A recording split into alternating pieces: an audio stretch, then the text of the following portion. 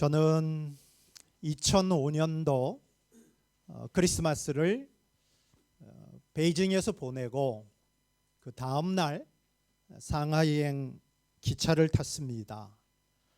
그리고 12월 27일에 상하이에 도착해서 지금까지 상해 우리 교회를 섬기고 있습니다. 0506 지체들 여러분들이 태어났을 무렵에 제가 상하이로 왔습니다. 긴 시간 동안 한 곳만 바라보면서 달려온 저에게 한 가지 소원이 있게 되어졌습니다.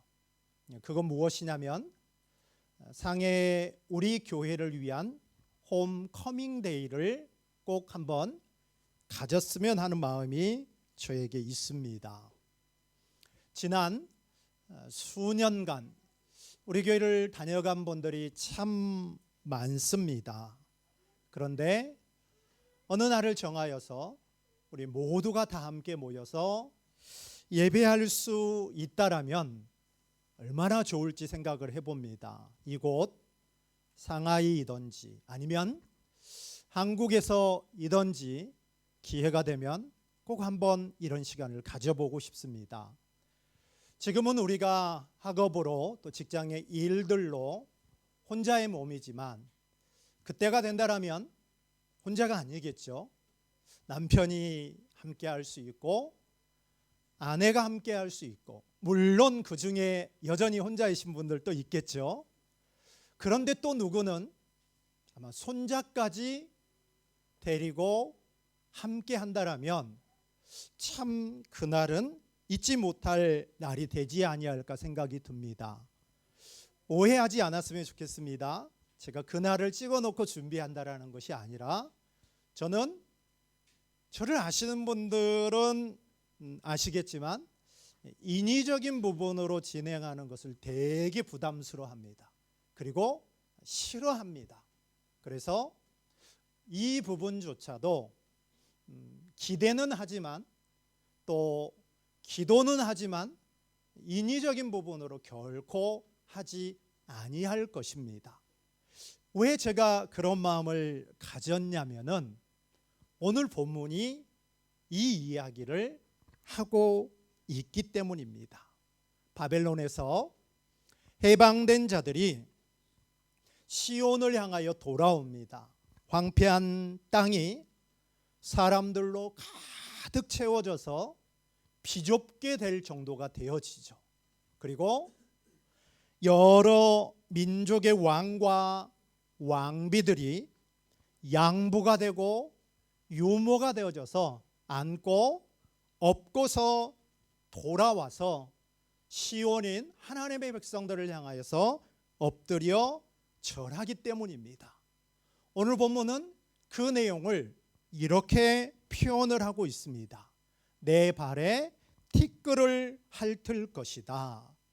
그래서 저도 오늘 설교의 제목을 왕과 왕비도 무릎 꿇게 하시는 은혜 이렇게 정해 보았습니다.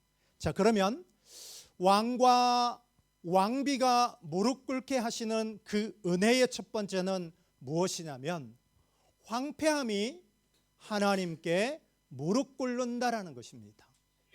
쉽게 말씀드린다라면 텅 비었던 부분을 하나님은 가득 채우신다라는 것입니다. 그 은혜를 우리 같이 한번 만나보기를 원하는데요. 18절을 다시 한번 보실까요? 우리 한 목소리로 합니다. 시작. 내 눈을 들어 사방을 보라. 그들이 다 모여 내게로 오느니라. 나 여호와가 이르노라. 내가 나의 삶으로 맹세하노니 내가 반드시 그 모든 무리를 장식처럼 몸에 차며 그것을 띠기를 신부처럼 할 것이라. 아멘. 우리는 지난주에 여인이 젖 먹는 아기를 결코 잊을 수 없다.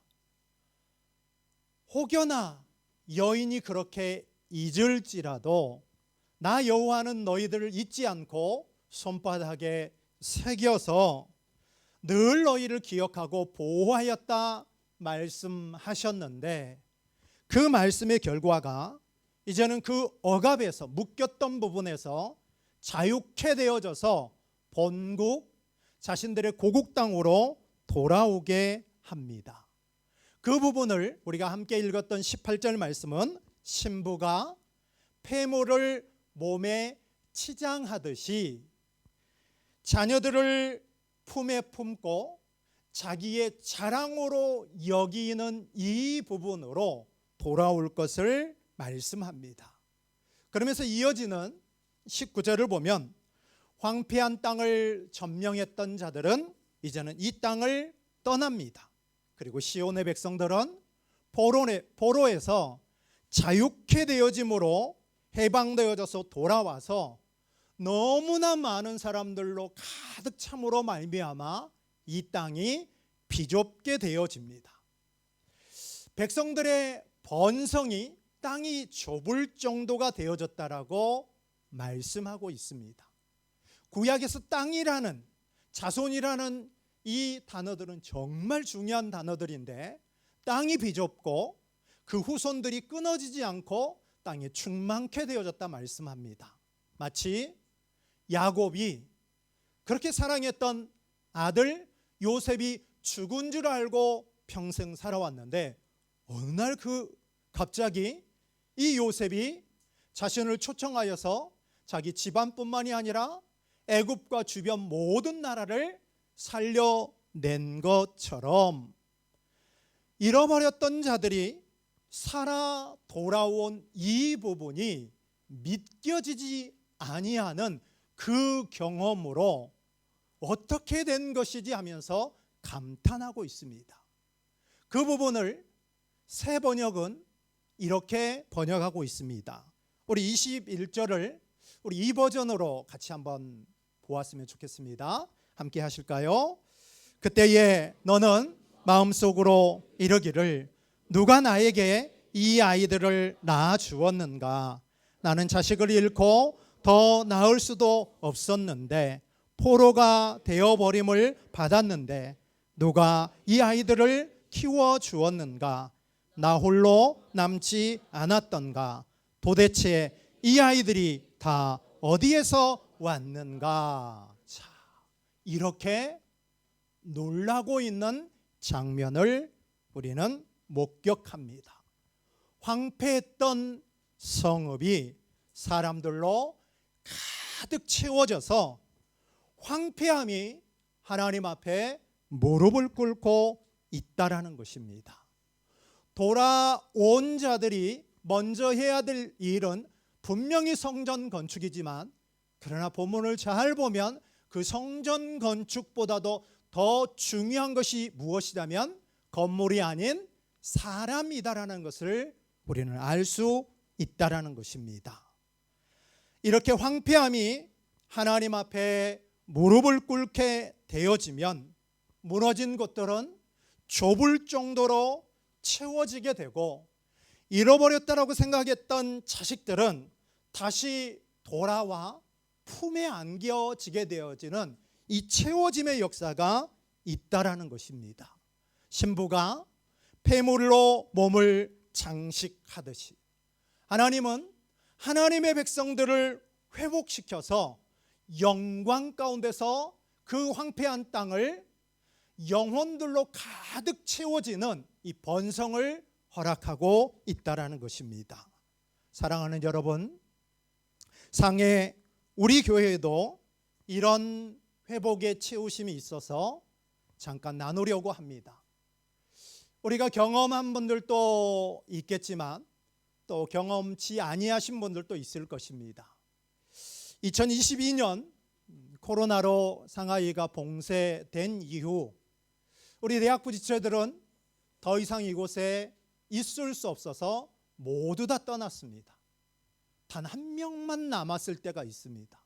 근데 그 한 명이 친구를 데리고 와서 2명이 되어졌고, 그리고 두 명은 우리 좌우를 한번 보실까요? 이렇게 하나님이 채우셨습니다. 할렐루야. 사라짐이 아닌 채워짐으로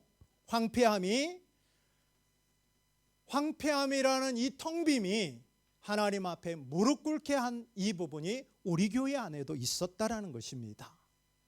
우리는 지난 주간에 이번 학기 12번의 성경 공부를 마쳤습니다. 저는 한 학기를 뒤돌아보면서 참 묵상하는 시간들을 가지면서 저에게 깨닫게 하시는 은혜가 있었습니다. 그건 바로 무엇이냐면 채우심의 은혜였습니다. 우리는 매주 평균 한 15명 정도가 우리 대학부 지체들이 이 배움의 자리에 함께 했고, 우리 저녁에는 청장년부 한 7명 정도, 그러면 합하면 20명이 훌쩍 넘죠. 그러면 우리 교회 재적 인원의 절반 이상이 말씀을 배우는 대로 함께 했다라는 것은, 이것은 놀라운 은혜, 특별한 은혜이다라는 것입니다. 느낌이 없는 분들은 주변에 여러분들이 출석하고 있는 한국 교회의 상황을 한번 보시고 꼭 확인해 보십시오. 그리고 주변에 여러분들이 알고 있는 지인들이 출석하고 있는 교회에 한번 꼭 물어보십시오. 재적 인원의 과반인 절반이 성경 공부하고 있는 교회가 있는지 한번 확인해 보십시오. 그런데 우리 교회가 그렇게 말씀을 배우는 자리에 절반 이상이 이 말씀을 배우는 자리에 함께 하셨다라는 것입니다. 이것은 분명한 은혜입니다. 말씀 건축을 위한 비전으로 달려왔더니 하나님께서 채우신 비전의 채우심이다라는 것입니다. 한때는 단 2명밖에 되지 않았지만, 그러나 그럼에도 불구하고 저는 그런 상황 속에서 카페로, 집으로 찾아서 한 번도 이 말씀을 가르치고 배우는 시간들을 중단한 적이 없습니다. 그러자 하나님께서 이렇게 함께하는 지체들을 허락해 주셨고, 우리 가운데 이런 은혜와 열매들을 허락해 주셨다라는 것입니다. 그러나 이 시점에 우리가 또 배워야 할 한 가지는 바로 무엇이냐면, 배웠던 말씀의 히스기야나 다윗처럼 무엇인가 이루었다라고 생각할 때 유혹이 찾아왔고, 히스기야는 교만에 빠지고 말았습니다. 우리 교회도 마찬가지일 것입니다. 이제 이번 주부터 성경 공부가 없습니다. 각 개인의 말씀 건축이란 이 몸부림이 이제는 화요일 성경 공부가 끝났다고 해서 멈춰버리고, 이제 연말이 되고 다음 달 초가 되면 방학이 되어지죠. 이 말씀 공급이라는 이 부분이 우리 가운데 멈추게 되어진다라면, 우리 마음밭은 나도 모르게 잡초들이 하나씩 둘씩 자라면서 황폐함은 쓰나미처럼 몰려온다라는 것을 우리는 명심하면서 말씀 건축은 중단되지 않아야 한다라는 것입니다. 제가 내년도를 위하여서 지금 인스타에 워밍업을 하고 있죠. 그리고 기도하면서 어떻게 하나님 해야 됩니까? 참 많이 물었습니다. 그런데 희미하게 하나씩 말씀해 주시는 것은, 내년도 2026년 상해 우리 교회 말씀 건축은 릴레이 성경 읽기입니다.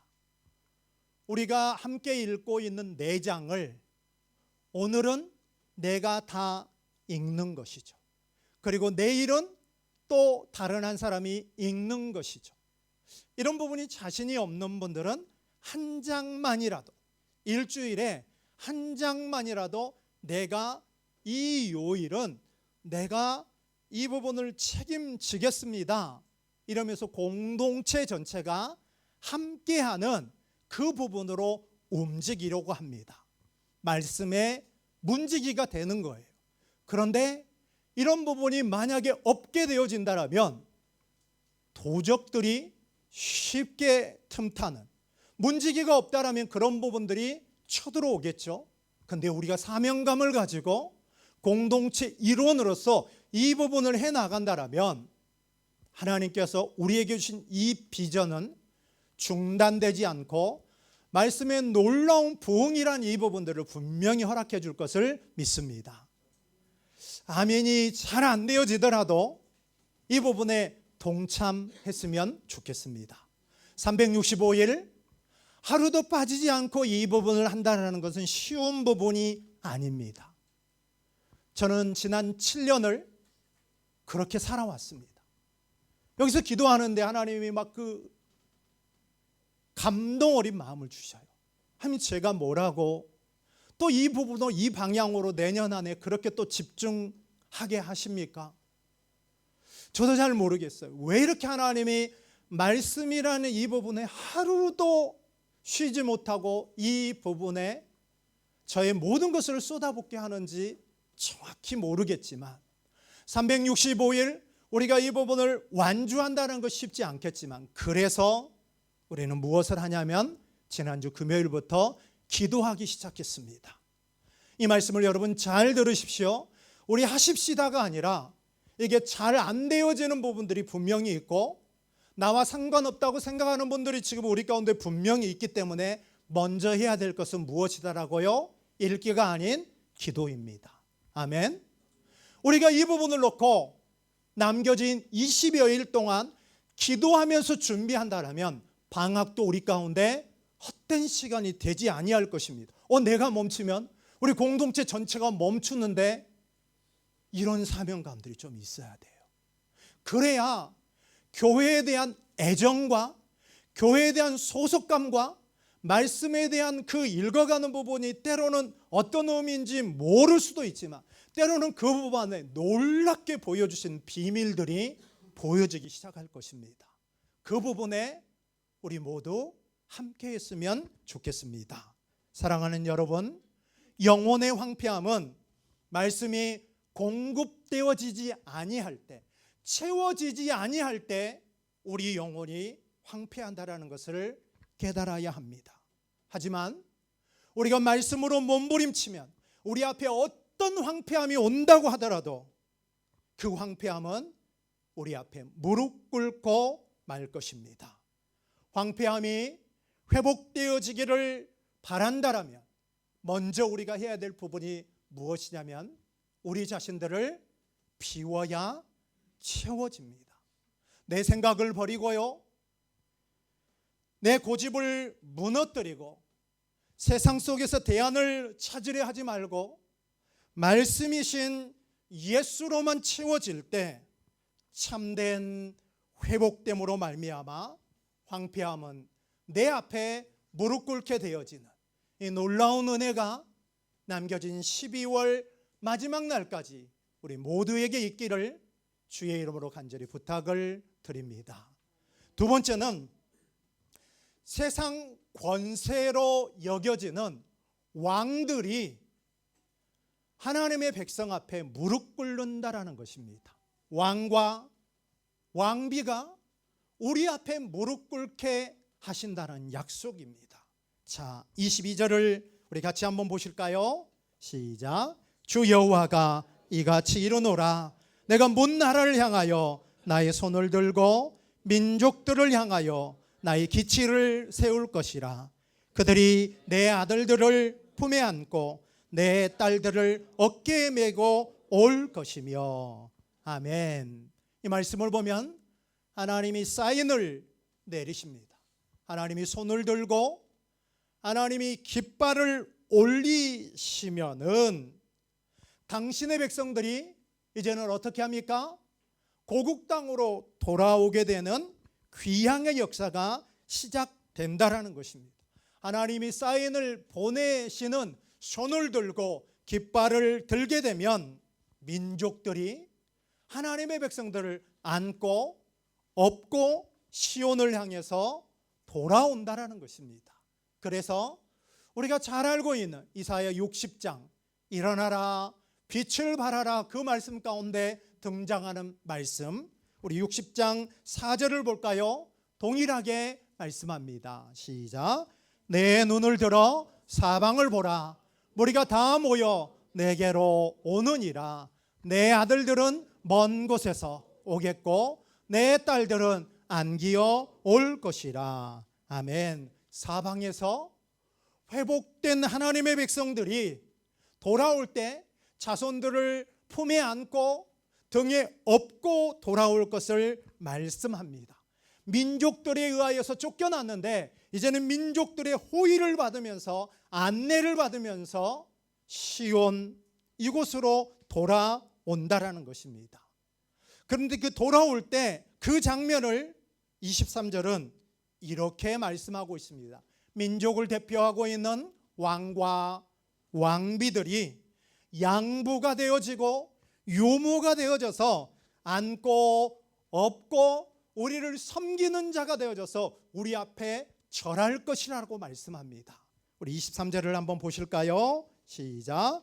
왕들은 내 양부가 되며 왕비들은 내 유모가 될 것이며 그들이 얼굴을 땅에 대고 내게 절하고 내 발에 티끌을 핥을 것이니 내가 나를 여호와인 줄을 알리라.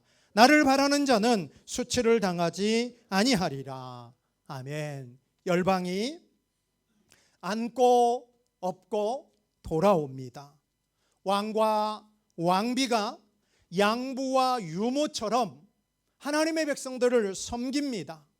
그리고 왕들은 티끌을 핥게 되어지는 완전한 복종을 한다라고 말씀하고 있습니다. 고대 근동에서는 얼굴을 코를 땅에 댄다라는 것은 무엇이냐면 철저한 복종을 뜻합니다.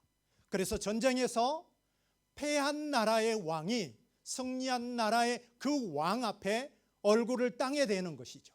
그러면 승리한 왕이 그 패한 왕 앞에 딱 설 때 흙먼지가 그 패한 왕에게 날리게 되어짐으로 말미암아 오늘 본문이 말하고 있는 발에 티끌을 핥는다라는 것은 바로 완전한 복종, 완전한 존경심의 그 태도가 바로 발에 티끌을 핥는다, 이런 의미이다라는 것입니다. 근데 여러분 한번 생각해 보십시다. 정말 세상이 교회인 우리를 향하여서 이렇게 자기 자신들을 내려놓고 우리를 축혀 세웠던 적이 있나요? 성경을 보더라도 그런 적은 부분적인 부분으로만 있었고 실제 이스라엘의 역사 가운데 그런 적은 없었다라는 것입니다. 우리의 이야기로 한번 해볼까요? 우리가 학업 중에 있는데 학교에 관계되는 분들이, 행정과 교수진들이 우리를 향하여서 우리 앞에 우리를 인정해 주면서 무릎을 꿇고 우리를 치켜 세우면서 박수를 쳐준 적이 있습니까? 직장에서 상사들이 우리를 그렇게 높여준 적이 있나요? 우리가 몸담고 있는 국가의 원수가 우리 앞에 와서 허리를 조아리고 우리를 옆에서 돕는 이런 부분들이 있나요? 오히려 반대이지 않습니까? 그런데 왜 본문은 이런 부분을 말씀하고 있는 것일까요? 이 말씀은 문자적인 부분을 말하고 있는 것이 아니라 영적 승리에 대한 예표를 담고 있는 것입니다. 흔히 말하기를 우리 성도의 삶은 영적 전쟁 중에 있다라고 그렇게 말들을 많이 하죠. 그렇다면 이 말씀은 우리가 영적 전쟁에서 승리할 것이다라는 것을 상징하고 있는 말씀이다라는 것입니다. 결코 우리의 능력 때문에 그런 것이 아니라 우리 대장 되신 예수 그리스도가 죄와 사탄과 사망을 이기고 승리하셨기 때문에 우리에게도 이런 무엇이 있습니까? 승리가 반드시 있을 것을 우리 가운데 말씀하고 있다라는 것입니다. 안 믿겨지죠? 이게 현실적인 부분으로 안 다가오죠? 그런데 여러분 이 말씀을 묵상해 보십시다. 비록 우리는 지금 영적 전쟁에서 패한 것 같은 그런 일상의 연속들을 맞이하고 있습니다. 최선을 다해서 학업 중에 있지만 정말 밤잠을 못 자고 수고하고 애쓰고 보고서 시험들을 치렀지만 결과가 좋지 아니하는 그런 적도 우리 가운데 있을 것입니다. 직장 가운데서 열심히 일했지만 바라는 부분이 되어지지 아니한 적도 있을 것입니다. 우리 가정은 어떻습니까? 쉼의 보금자리가 되어야 되는데 이 가정이 가정되어지기 위해서는 눈물, 땀 쏙 빼는 이 일들이 끊이지 않고 우리 가운데 있다라는 것입니다. 이런 영적 전쟁 가운데 우리가 탈탈 털리고 패한 것처럼 그렇게 여겨지지만, 그러나 우리 대장 대신 예수 그리스도로 말미암아 교회의 머리 대신 예수 그리스도로 말미암는 승리가 오늘 성도인 우리에게 있다라는 것입니다. 그렇기에 사탄의 세력은 예수님의 십자가의 죽음과 부활로 인하여서 완전히 패하였기 때문에, 그 주님이 우리 가운데 승리를 가져다 주었기 때문에 세상 임금으로 불려지는 사탄은 우리 앞에서 우리를 넘어뜨리는 유혹도 하지만은 그들은 우리를 이길 수 없는 존재다라는 것입니다. 아멘. 우리 때문이 아니라 우리가 믿는 예수 그리스도 때문에 그렇다라는 것입니다. 그렇기 때문에 우리가 뭘 해야 됩니까? 죄를 사랑하는 것이 아니라 우리는 죄를 극혐해야 됩니다. 미워해야 합니다. 죄와 짝하는 것이 아니라 그 죄를 멀리해야 됩니다.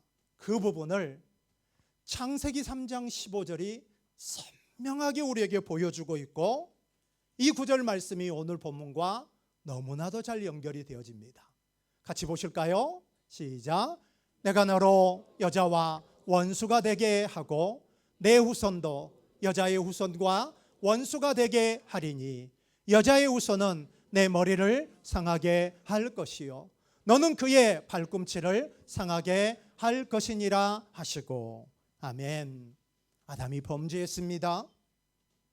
대표성의 원리로 그의 죄가 모든 인류에게 전가되어지는, 곧 사망이 우리 모두에게 오게 됐다라는 것입니다.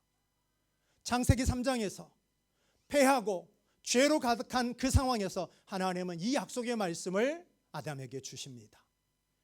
여자의 후손, 바로 메시아를 말하고 있고, 여기서 말하고 있는 뱀의 후손은 가인의 뒤를 이어가는 세상을 상징하는 사탄을 말합니다. 그럼 여기에 이 말씀을 한번 보십시오. 뱀의 후손이 메시아의 발꿈치를 상하게 할 것이다 말합니다. 발꿈치가 치명적입니까? 머리를 상한 게 치명적입니까? 머리죠. 그런데 보십시오. 사단, 뱀의 후손은 메시아의 발꿈치를 상한다라고 말씀합니다. 이거는 예수님이 십자가에서 고난당하는 그 부분을 상징하고 있는 말씀이죠. 그런데 여자의 후손인 예수 그리스도는 뱀의 후손과 원수가 되어져서 뱀의 그 머리를 뭐 한다고요? 상하게 한다라고 말합니다. 실제로 예수님은 갈보리, 해골, 골고다라고 하는 그곳에서 십자가에 못 박히실 때, 이 우리가 알고 있는 골고다는 어디입니까? 해골이란 뜻이에요. 생명이 없는 곳이에요. 그곳에 십자가가 꽂혀집니다. 생명이 없는 곳에 십자가가 세워지자 그곳에 예수님이 죽으셔서 보혈을 흘리심으로 말미암아 생명 없는 그곳에 사단의 머리를 상하게 함으로 말미암아 생명 없는 그곳에 보혈이 흘려지니까 이제는 그곳이 뭐가 되어집니까? 생명이 임하는 곳이 되어지는 부분을 예수님을 통하여서 이 말씀이 이루어지고, 그를 믿는 모든 자들에게는 무엇이 주어집니까? 생명이 주어진다라는 것입니다. 그러면 이 말씀을 오늘 23절과 연결을 해 보십시오. 왕과 왕비. 자, 세상 임금이라고 요한복음은 8장에서 말하고 있습니다. 세상 임금은 세상 왕을 말하는 것이죠. 그러면 그 세상 왕이 오늘 본문에서 엎드려 절하고 땅에 티끌을 핥을 것이다 말씀했습니다. 자, 창세기 3장에서 뱀이 여인을 유혹하고 아담을 넘어뜨리고 하나님의 저주가 그에게 임했을 때 그 저주가 무엇입니까? 배로 다니고 그리고 땅에 흙을 먹는 그 저주가 임합니다. 흙을 먹는다라는 것은 바로 무엇입니까? 본문의 말씀처럼 발에 티끌을 핥게 되어지는, 메시아이신 여자의 우선에 그 발에 티끌을 핥게 되어지는 이 패배로 말미암아 세상 임금은 완전히 패하고 메시아이신 여자의 후손에게 완전히 뭐한다라고요? 복종하게 되어지는 이 부분이 누구 안에서 이루어집니까? 예수 안에서 이루어진다라는 것을 말씀하고 있다라는 것입니다.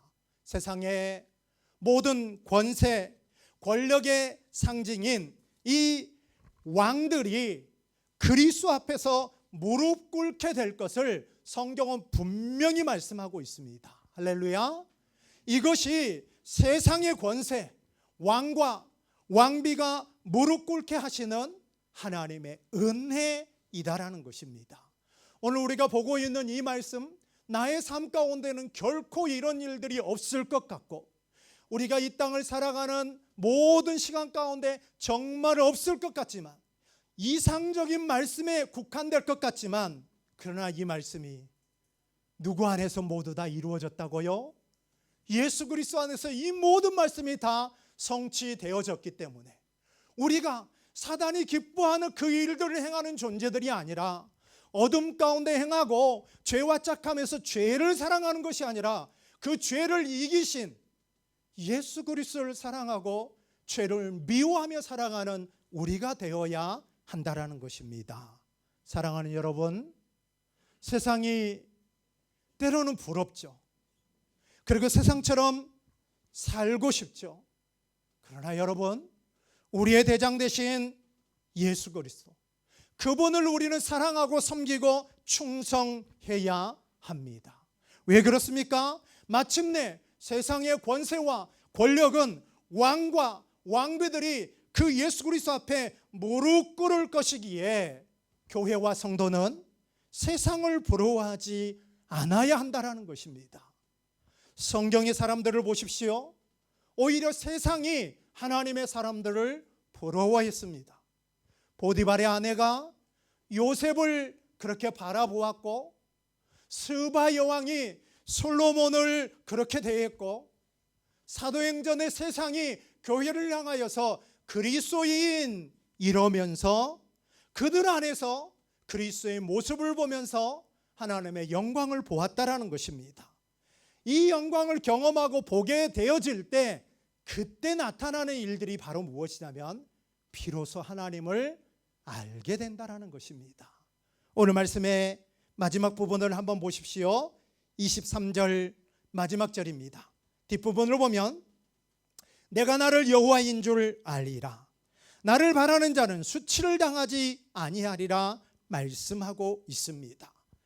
세계 열방들이, 왕과 왕비, 권세와 권력들이 무릎 꿇게 되어지므로 하나님의 백성들이 마침내 그제서야 누구를 알게 됩니까? 여호와 하나님을 알게 된다라고 말씀하고 있습니다. 여호와를 아는 지식이 없으므로 망해버리고 말았는데, 이제는 이 구속의 은혜로 말미암아 그 여호와 하나님을 어떻게 하고 있습니까? 알고 있다라는 것입니다. 하나님을 아는 자는 바벨론이라는 이 세상 속에서 고난이 있습니다. 학업 중에 해외 생활을 하며 이런 고난들이 우리에게 분명히 있습니다. 그럼에도 불구하고 우리가 해야 될 일은 바로 무엇입니까? 우리가 여호와 하나님을 바라보게 되어질 때 우리 가운데 구원의 은혜가 있음으로 말미암아 마지막 말씀처럼 우리는 부끄러움을 당하지 않는다라고 말씀하고 있습니다. 시편 기자들의 고백은 무엇이었냐면, 하나님을 알고 나서 그들은 고백합니다.